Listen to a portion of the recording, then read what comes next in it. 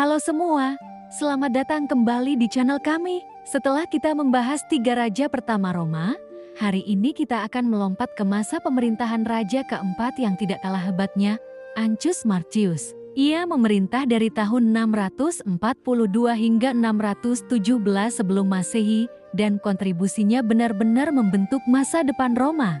Jadi, siapkan diri kalian. Kita akan mengupas tuntas kisah seorang raja yang dikenal sebagai pembangun ulung.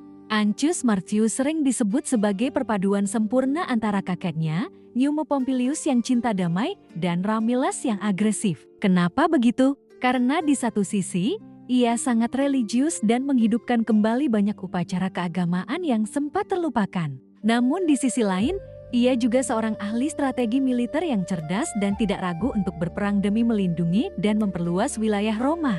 Keseimbangan antara diplomasi dan kekuatan inilah yang membuatnya menjadi pemimpin yang sangat dihormati. Salah satu kebijakan Ancus yang paling terkenal adalah perang melawan suku Latin.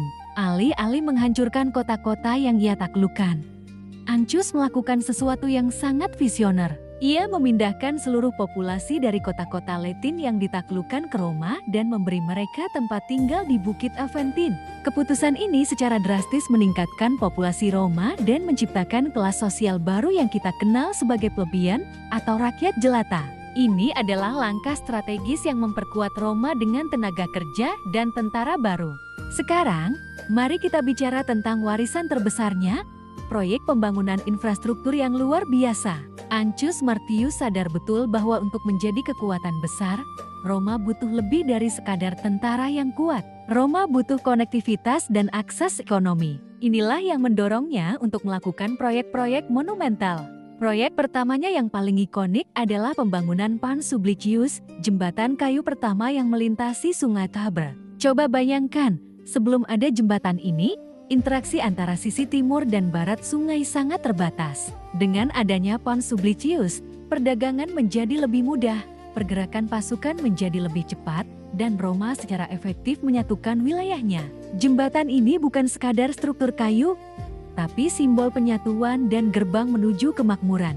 Tapi Ancus tidak berhenti di situ. Ia melihat potensi besar di pesisir. Maka, ia mendirikan kota pelabuhan Ostia di muara Sungai Tiber. Ini adalah langkah jenius. Dengan Ostia, Roma akhirnya memiliki akses langsung ke laut. Pelabuhan ini menjadi gerbang utama untuk impor barang-barang vital seperti gandum dari Sisilia dan Sardinia, serta komoditas lainnya dari seluruh Mediterania.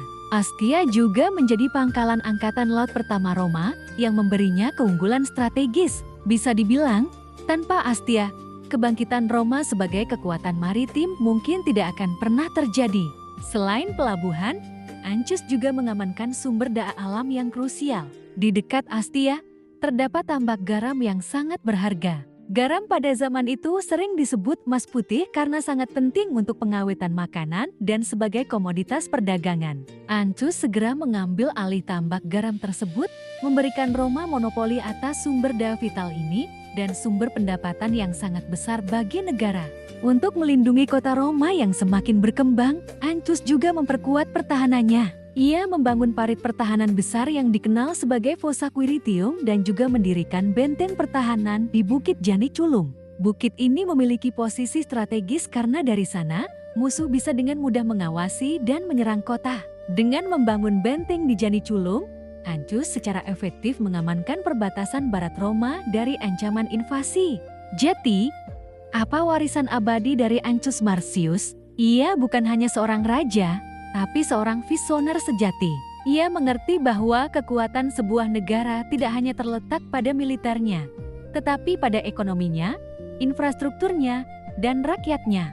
Dengan membangun jembatan, pelabuhan, dan benteng, ia meletakkan fondasi bagi Roma untuk bertransformasi dari sebuah kota kecil menjadi pusat perdagangan dan kekuatan regional.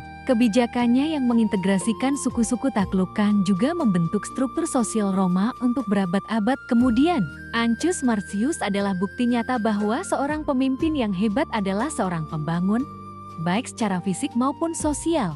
Kisah Ancus Marcius mengajarkan kita tentang pentingnya visi jangka panjang. Ia tidak hanya memerintah untuk hari ini, tetapi membangun untuk hari esok. Nah, setelah Ancus, muncullah seorang raja dari dinasti yang benar-benar baru, yaitu dinasti Etruscan. Siapakah dia dan bagaimana ia bisa naik tahta? Kita akan membahasnya di episode selanjutnya. Terima kasih banyak sudah menonton sampai akhir. Jika kalian suka dengan konten seperti ini dan ingin terus belajar tentang sejarah Roma, jangan lupa untuk menekan tombol like, share video ini, dan yang terpenting, subscribe channel kami agar tidak ketinggalan episode berikutnya. Sampai jumpa di video selanjutnya.